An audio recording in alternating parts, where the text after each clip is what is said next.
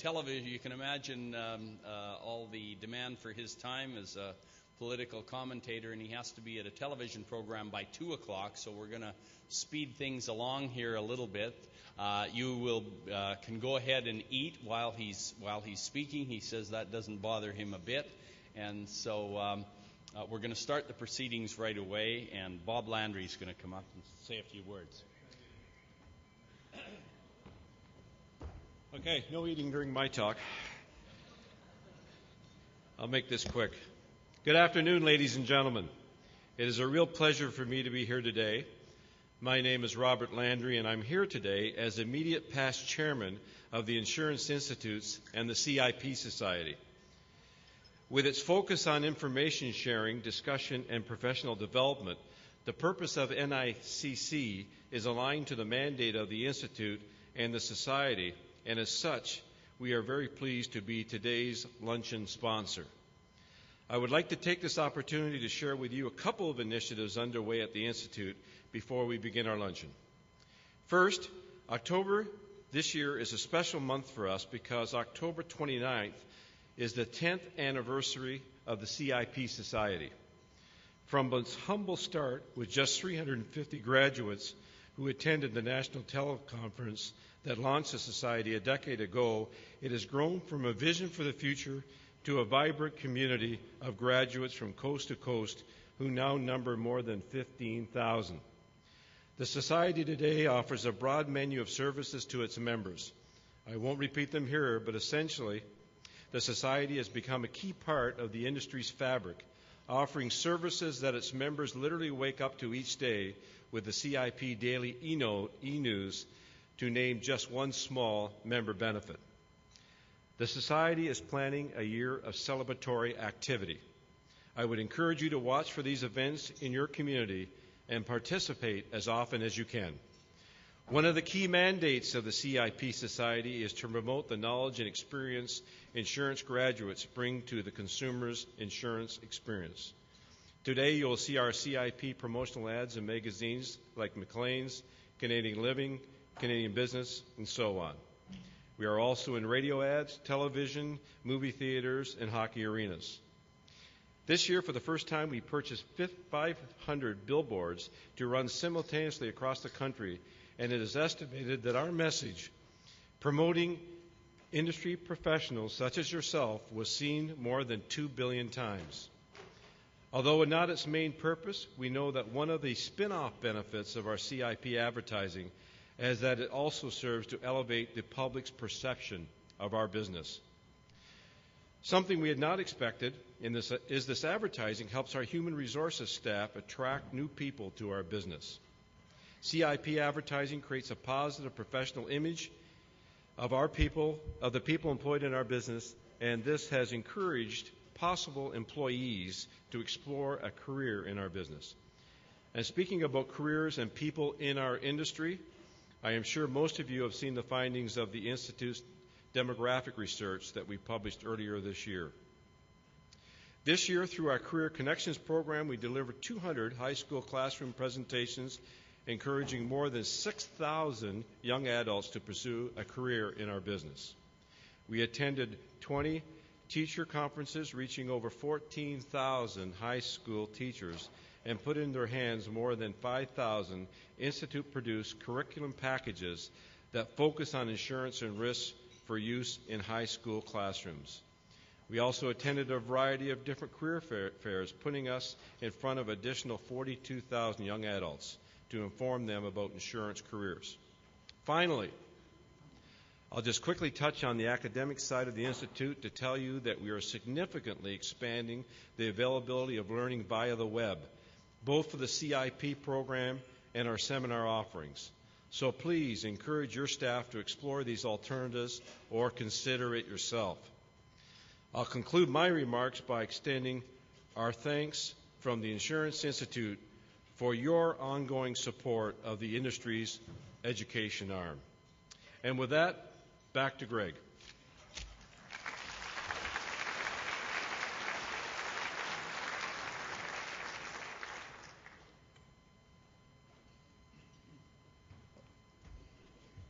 Thank you to the Insurance Institute for sponsoring this lunch.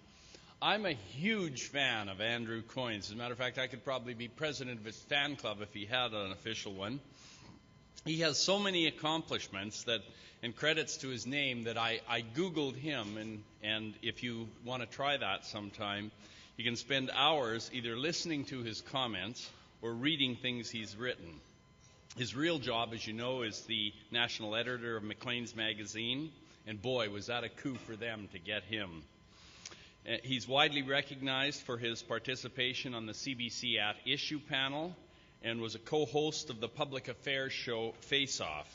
However, his greatest claim to fame is that he grew up in Winnipeg, spending his winters playing hockey and his glorious summers at Lake of the Woods. Andrew graduated with a BA in Economics and History from the University of Toronto and a master's degree from the London School of Economics. He's been an editorial writer and columnist for countless publications and has a number of awards to his credit. I know his family very well, and they tell me that he didn't speak until he was almost 3 years old when he realized that speech could be used to register a difference of opinion. He has 2 brothers and 2 sisters, 3 of whom who are lawyers, and 1 who is an actress. So you can imagine growing up around their dining room table as the youngest of 5 children, he learned to defend his opinions very forcefully. I could go on and on about Andrew, but I know you came to listen to him and not to listen to me. So let me assure you that you are in for a treat when Andrew Coyne gets up to speak. Andrew, please come to the podium.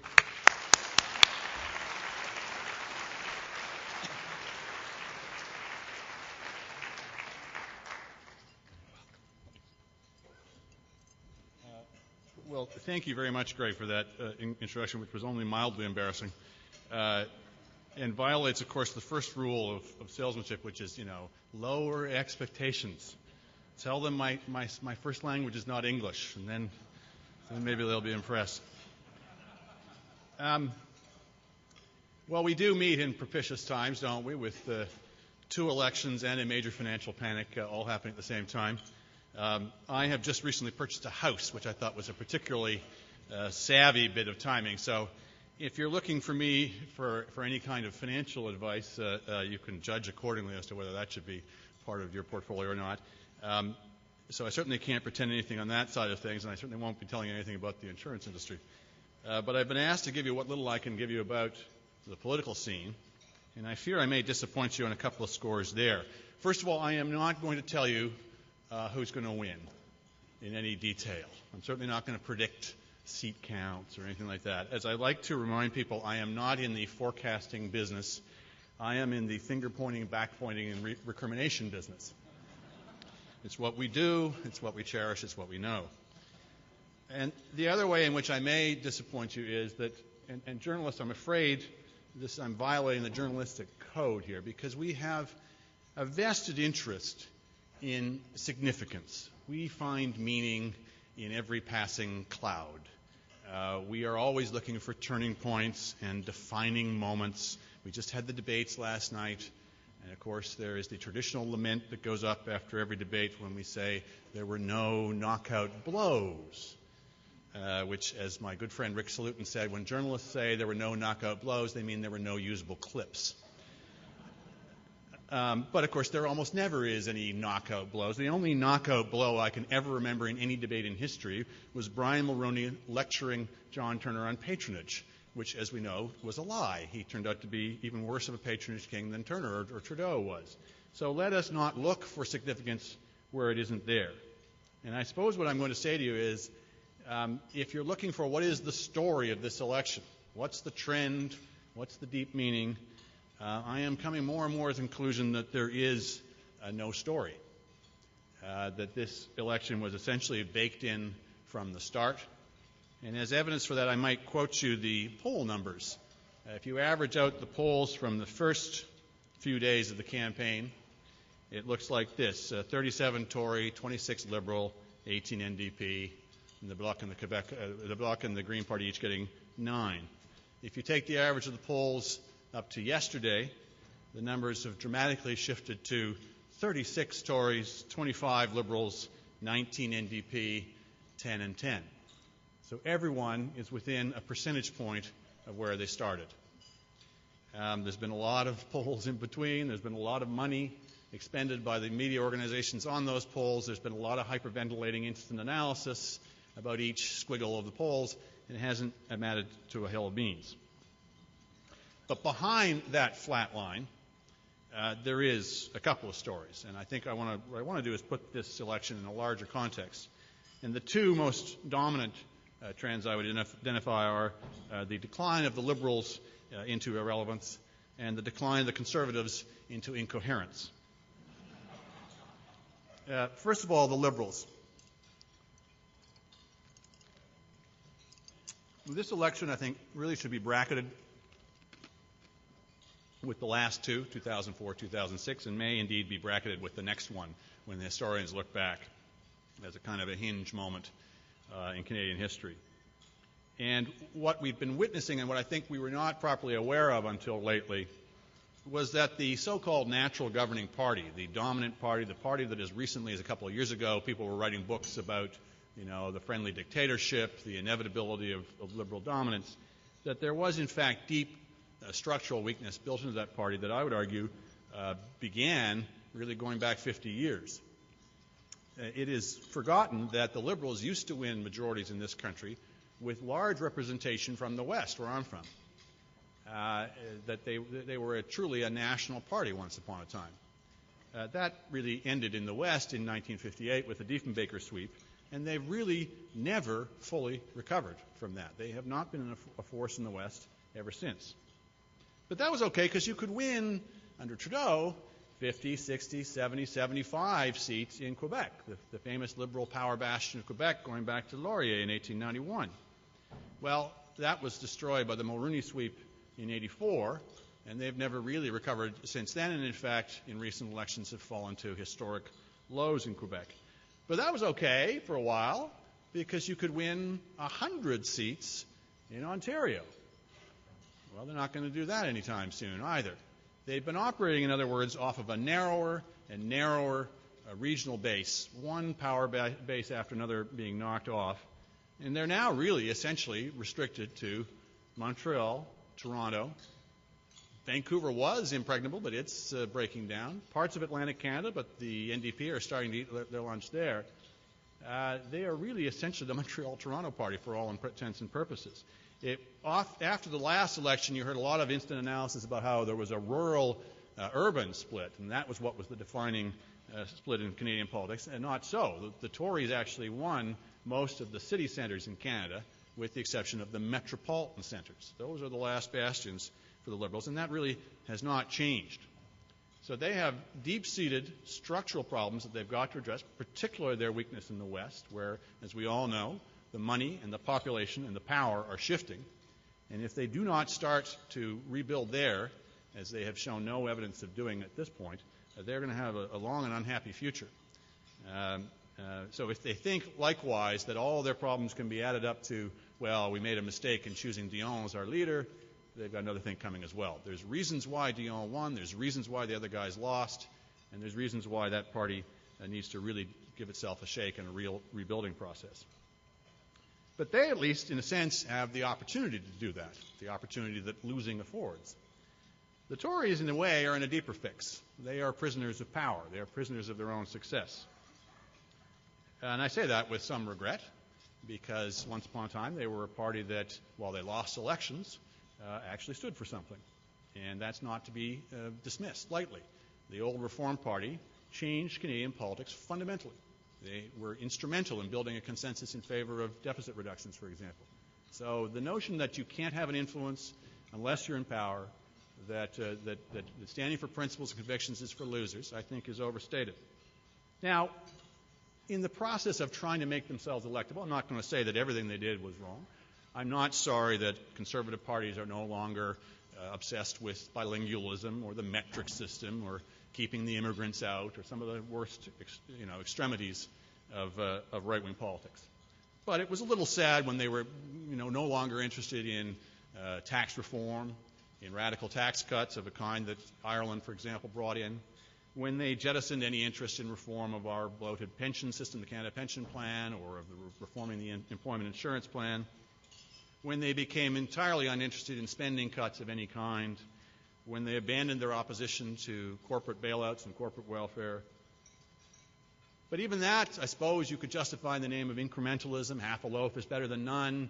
You can't have a revolution every day. The situation that they're faced at the federal system is very different than, let's say, the Harris Conservatives faced in Ontario. I understand all those arguments, and I agree that the Conservatives had a steep hill to climb, having been out of power for so long, particularly in Ontario. They really had to rehabilitate themselves in the public mind. But incrementalism is one thing. What the Harper government has actually been doing is hard to call even incrementalism. When you look at all-time record spending levels of the kinds that any previous government could only have dreamed of, after inflation, after population growth. When you look at the GST cuts that might look like a sort of thing a tax cutter should favor, but have the effect of which has been to make significant personal and corporate income tax cuts more or less unachievable for years to come. When you look at their sudden conversion to the cause of bailing out auto companies, when you look at them banning foreign investment control, foreign takeovers, when you look at the complete abandonment of anything resembling democratic reform that the Reform and Alliance parties used to stand for, the absolute centralization of power in the Prime Minister's office, and the willing participation by the Tory rank and file on this is the most distressing part of all. When you look in the middle of an election campaign, when the Prime Minister, who had stood against artificial timetables and arbitrary deadlines for pulling out of Afghanistan, in public at a breakfast with reporters does a 180-degree backflip, it really is impossible to say what today's Conservative Party stands for. It is impossible to predict with any certainty what position they will take on any given issue. Expediency has become the only watchword by which they are governed. Now, this has certain tactical advantages, I will grant you. We have all grown accustomed to seeing polls identifying Stephen Harper as a strong leader, as the dominant force. And there's no doubt that he shows that way on the polls. But what is that strong leadership reputation based on? Mostly it's based on his ability to slap around the Liberals in Parliament, to take advantage of situations, to surprise them in particular. And much of Harper's greatest tactical coups have simply amounted to either reversing the convictions of his own previous career, or overturning long-standing Tory policy, or abandoning election promises that people thought were set in stone, or in the particular case of the election itself, violating his own election law. If you do all those things, you're going to have the element of surprise on your side. You're going to be able to keep people off their toes, off their balance, and you're going to be able to achieve some short-term tactical gains. But what are you going to be able to actually achieve? What is going to be your mandate? What are you going to be able to change? What, after all, is the point of all this? And I think we're seeing some of the long-run consequences of those short-term tactical gains in this election. That everyone's been talking about how the Liberals have not been able to make any gains, not been able to make any traction, but the same is indeed true of the Tories. The Tories who, after all, came in with all the advantages of incumbency, with all the advantages of a sitting Prime Minister over an opposition leader in terms of media attention and credibility, and they still haven't been able to capitalize on that. And indeed, if you want any kind of prediction, I think after the two debates, which might have had some effect on things, my own view is that all that they have achieved is to cement the status quo. I think I do not think the Tories are going to get their majority. I think it's pretty clear the Liberals are not going to win.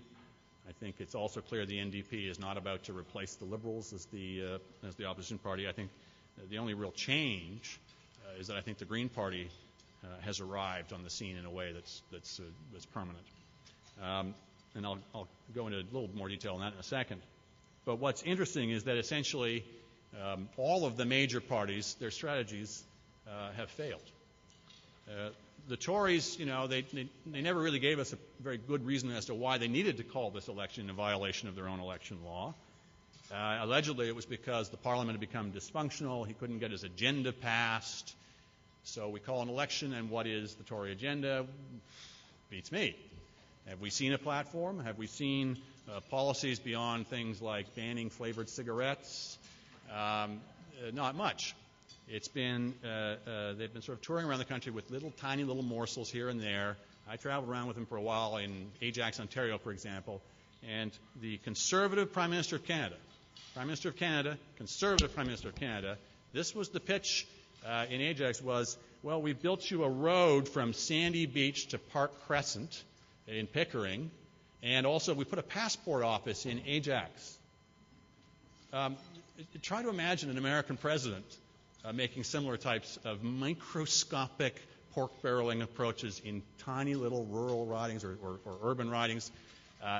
You watch their debate, they're talking about Afghanistan versus Iraq as strategic center points in the war on terror. They're talking about how to rescue the financial system. They're talking about big issues. I wish our politics was a little more serious sometimes. So they ran essentially with no reason for calling an election, no platform, but they were going to base it on leadership. This is going to be an election about leadership. Well, as I expressed my own doubts, but never mind me, it's hard to run an election on leadership if half the country doesn't trust your leader, the half essentially east of the lakehead. Now, the Tories have gone to great lengths to try to make people trust them. They realized that was the weakness they still had. People were still worried about hidden agendas, etc. It seems to me there are two ways in which you can make people trust you. One is the strategy they've adopted, which is to tell people things that they think they want to hear, even if everyone knows that you don't actually believe it. And they've done that over and over again. We had John Baird, for example, the Environment Minister, claiming that the Tories now believe that global warming means the end of winter as we know it. I don't think anybody believes the Tories believe that. It's insane to begin with, but so their attempts to beat their chest, pretend that they're the Green Party, is not credible. So that's one way. The other way of building trust, it seems to me, is you behave in a trustworthy fashion. You do what you say you'll do. You say things you actually believe. You stick to your convictions even when it's not expedient to do so. You're predictable. And that is not what they've done. So their strategy, it seems to me, has not actually paid off the way they might have liked. The Liberals' strategy, they were faced with a situation where, above all, they wanted to prevent a split on the left. You do have, after all, 4 parties now ranged to the left of the Tories. Now, the Tories, it's an interesting statement about Canada, that the right-wing party is the party that wants to spend us into the oblivion, pull out of Afghanistan, et cetera, and then there's 4 parties to the left of them. So, yes, the Liberals needed to prevent that split on the left, so they went fairly far out to the left themselves. They are no longer the party of the Chrétien-Martin, grab the centre-right, grab rural Ontario, that kind of power block that they built. So they went all the way out to the left, and the split in the left happened anyway. So they are in a desperate fix. The NDP, well, their strategy was, as we saw in the beginning of the election campaign, was they were going to establish themselves as a government in waiting. They were going to rush past the Liberals who were weakened and bleeding, and they were going to establish themselves as the alternative to the Conservatives. Indeed, Jack Layton announced that he was applying for the job of Prime Minister. They've run, I must say, a very strange campaign. It's been reasonably successful, but strange nevertheless. If you saw some of those NDP ads, I've never seen an ad like this in my life. The ad runs, if I can paraphrase, Stephen Harper is a strong leader, but so is Jack. Now, if I were the NDP, I'd be a little worried that some people are not going to get to the second half of your commercial. And the other thing, of course, is that usually when you're trying to rush to the center to become the centrist, the other centrist alternative, the brokerage party, the new mainstream alternative, generally that involves adopting centrist policies. What's remarkable about the NDP campaign is that they've been advertising themselves as the new center-left alternative while veering farther left than I think I've seen in 40 years from the NDP. This is not a centrist platform by any means. It is big spending, it is big regulating, it is capping this and regulating this and fixing that. It is wildly interventionist. I think they thought that because Dion was so weakened as a leader that they could kind of have their cake and eat it too. They could just blow past him and people wouldn't notice their platform. I think that's perhaps was ill-judged. So what are the issues that are defining this election? First of all, I should say they're never the issues that everyone says are the issues. Pollsters always do these polls before and during the election, and they ask people, what do you think are the big issues of this campaign? And people dutifully tell them, and they'll say things, it's health care, or it's the economy, or it's the environment. And it's almost never actually the issue that decides the election. Big issues rarely decide elections, I'm afraid to say. Because big issues, there's two things about them. One is that they're big, and the other is that they're issues. Now, what do I mean by that? Well, an issue, first of all, and a big issue in particular, it's an issue because we haven't solved it. And if it's the bigger the issue, chances are it means the tougher it is to solve it. Healthcare has been an issue for 40 years. I think people have kind of got the idea that there is no magic bullet solution out there. They're very and properly skeptical of parties who come along saying, you've ruined the healthcare system and we'll fix it overnight. And so while people always tell the pollsters healthcare is the issue, healthcare does not decide elections. Similarly, the economy, everyone's been saying, is the issue. And I don't think it is. It's because it's unwieldy. Everybody knows that to the extent that Canada is in hard economic times, and that's very unclear at this point, we've actually, up until now, things are still pretty strong. We may be entering into recession because the United States looks like it's going to be in for a lot of trouble. But you certainly wouldn't say coming into the election that was the case. And so people have a sense that there's kind of storm clouds on the horizon somewhere, but they're just not clear yet whether that means a deluge. But what they do know, and again, sensibly so, is this is nothing to do with events in Canada and everything to do with the American housing and financial system.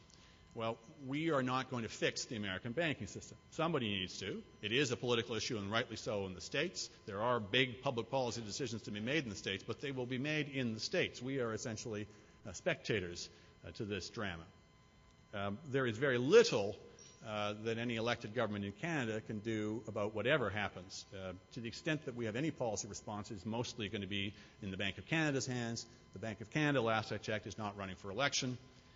So it is, and you've noticed the parties have not actually proposed serious departures in policy. The closest we got in a moment of drama was during the French debate when Stéphane Dion announced, I'm going to have, within the first 30 days, a series of meetings. I'm clearing my agenda book, hold all my calls. But, they're not actually proposing, even by left-wing party standards, nobody's proposing running deficit spending. Nobody's a Keynesian anymore. They are essentially hugging the status quo. They're denouncing the Tories for all they're worth, but you'll notice a distinct absence of alternative approaches. So the economy is not actually going to be a serious issue in the short term. If you look at the platforms of the Conservatives and the Liberals, let me quote you a couple of numbers. I've tried to keep this speech fact-free, but I'll throw you a couple of numbers. Total spending over the next 4 years, program spending, under the Tories, so far as we can guess, because we don't actually have a platform from them, but if we look back at the 2008 budget and add a couple billion here and there, would be about $930-odd billion. Total spending under the Liberal Party over the next 4 years would be something on the order of $940 billion. We are talking rounding error, folks. So we're not talking about deep cleavages in approach, despite everyone always wants to announce every election as being the most important election ever. There's not actually that much dividing the parties. Now, the sorry part of this is the economy, in a way, should be the issue, not in some short-term fix-it-now sense, but in a much longer-term sense. We have deep-seated challenges ahead of us. And I mean beyond the particular problems that we may go through in the short term with the Americans.